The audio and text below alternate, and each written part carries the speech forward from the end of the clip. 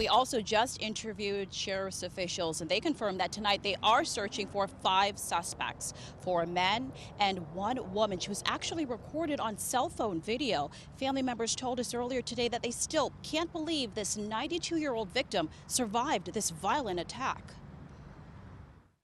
There's no words to explain it. Eric Mendoza hasn't left his grandfather's bedside since his violent July 4th assault that almost ended his life. That attack so vicious, we've blurred the disturbing images of Rodolfo Rodriguez's blood-soaked face. The 92-year-old had just finished having dinner on Wednesday and was headed out for his daily walk in this Willowbrook neighborhood at night when a suspect seen in this cell phone video, confirmed by LA County sheriffs with a child by her side, confronts him after Rodriguez reportedly bumped into the little girl. The mom pushes him to the floor and grabs the brick and starts beating on him. And then when this one of the witnesses comes out her car and starts screaming on her, some 4 other guys come in and start kicking on him. That witness, friend and neighbor Miss Balboras, who said she also came under attack when she tried recording the altercation while helping the victim, claiming that mother tried to hit me the same rock like hit him. How can you hurt a 92-year-old man? What kind of threat does he pose to you for you to do this to him? And that's why we're still in shock. Like you can see, he's badly injured. Unable to walk with bruised ribs, a broken cheekbone, battered face, and head injuries. Rodriguez, who was interviewed by investigators, doesn't remember much about the incident, but identified his alleged attacker in that video. Is this the woman who hit you?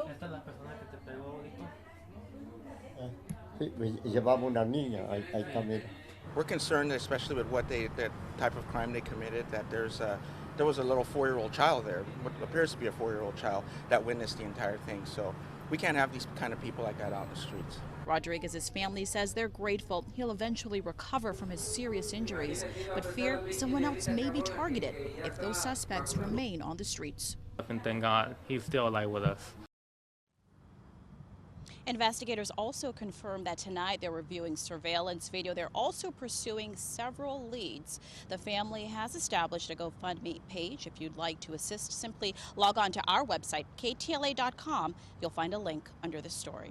Hello, everybody, and welcome to the Wake Up Report. And my grandmother, God bless her soul, was 94 years old when she passed away. 2 years older than Mr. Rodolfo Rodriguez at 92. And if somebody had beat on my grandmother the way this man was assaulted, beat up, I'd be sitting in jail right now. I would hunt down whoever did it, however many of them there were, and I would have absolutely slaughtered every single one of them. This makes me absolutely ashamed to be a black man in the United States, to be a black person, an African American in the United States, to have black people de-evolve with this kind of hatred, bigotry. For those of you who don't think that black people cannot be racist, you need to think again. For those of you who just think that black people are always the victims of police brutality and the victims of horrific white racist attacks and things of that nature. I was just disgusted when I read this. Now, me personally, my personal opinion, anybody who has gone through any type of oppression, I don't care who it is, if you are the victim of oppression, if you are the victim of violence, you cannot turn around and become the very thing that you criticize. Because if you do, then all bets are off. You can no longer complain when somebody targets you and exacts the same kind of hateful, vicious, and I mean just vicious attack on a senior citizen, the way this woman did to this man. In addition to that, 4 other grown men who jumped out of the car and helped beat a 92-year-old man. It's just sin incarnate.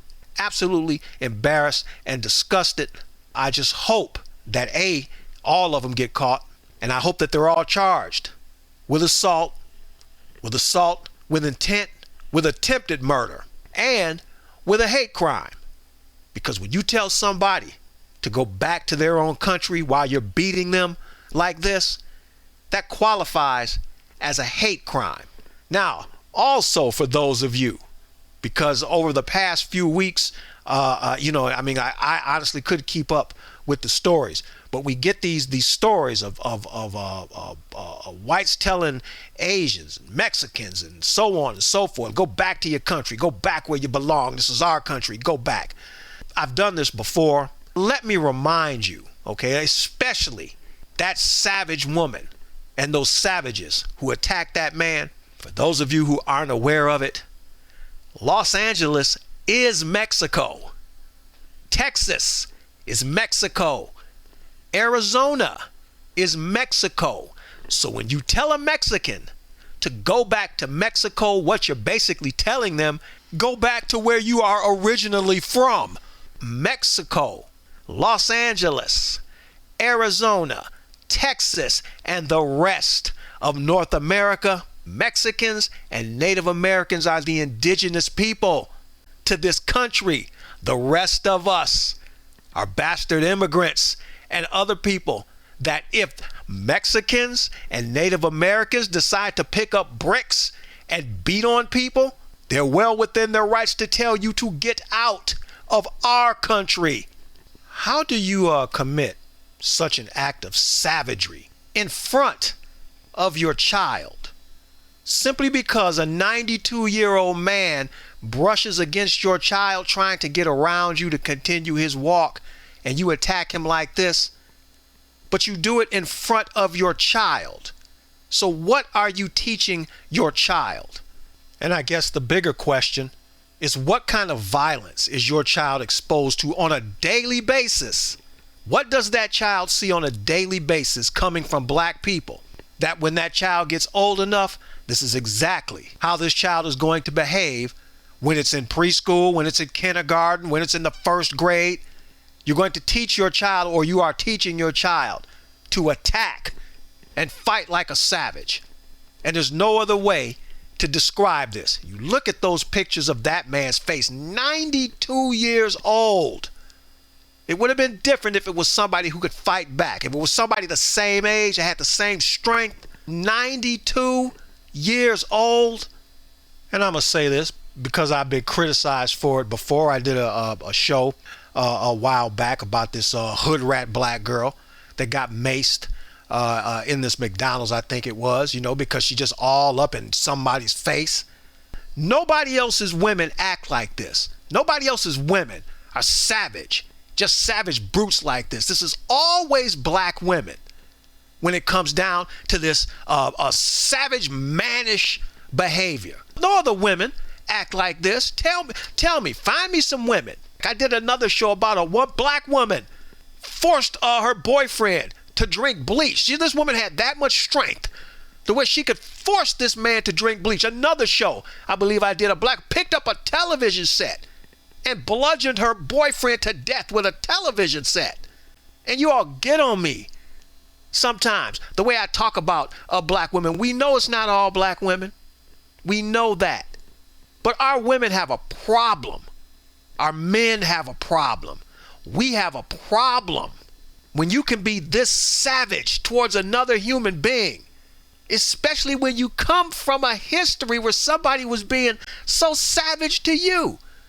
Burning you up, stringing you up, castrating you, doing all kind of horrific things. And people are supposed to listen to us and our plight.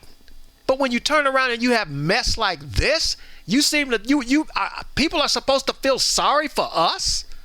I don't think so. Now, I haven't been to Los Angeles in quite a while. I used to live in LA, as a matter of fact. It wasn't a whole long time. I lived there for about 3 years. Met wonderful Mexican people. You'd be surprised at how many wonderful people you meet when you open yourself up to, learning a little Spanish, learning a little Mexican culture, learning how to get along with other people instead of living in a box in Crenshaw, where black people mostly reside, the jungle, South Central LA, 62nd Street on back, and all that. So I know my LA. And I'm going to tell you something right now, for all your black folk out there, especially for black people like this, that little box you live in, because you can't learn, apparently, to get along with other people. You can't learn that you should have more of a brotherhood with your Mexican brothers and sisters than not. Instead, you learn from the racists of the country. You learn how to paw parrot and reproduce and regurgitate that racist garbage about going back. Go back to where you come from. Go back to your country. All bets are off if that's the road you choose to go down. So when that group of white boys roll up on you and tell you to go back to Africa while they're beating you with bricks, all bets are off. You cannot complain. And I believe that I said in the show about the girl that got maced, Latinas and Latinos are not afraid of you.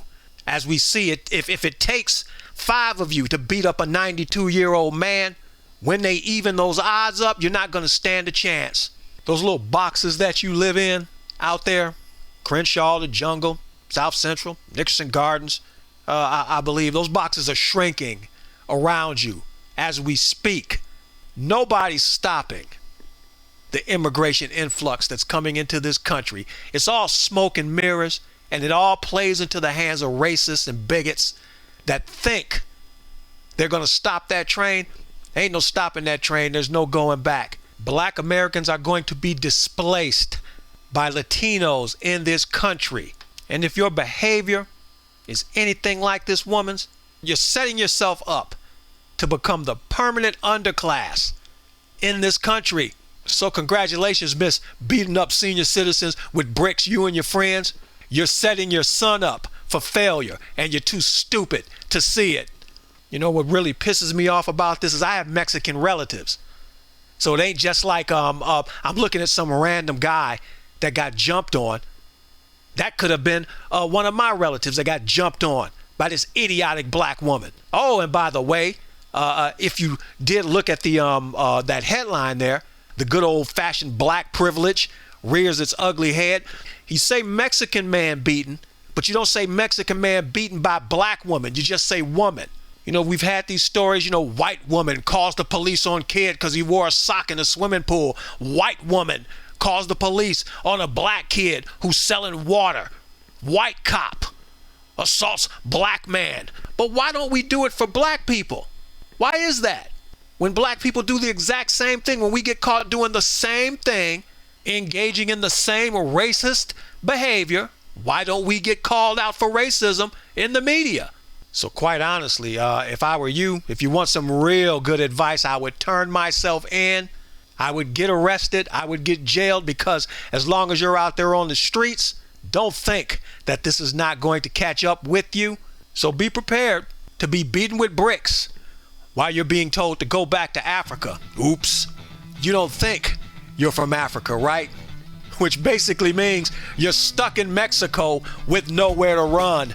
This is KTM and the Wake Up Report saying, think a little bit. It will do wonders for you.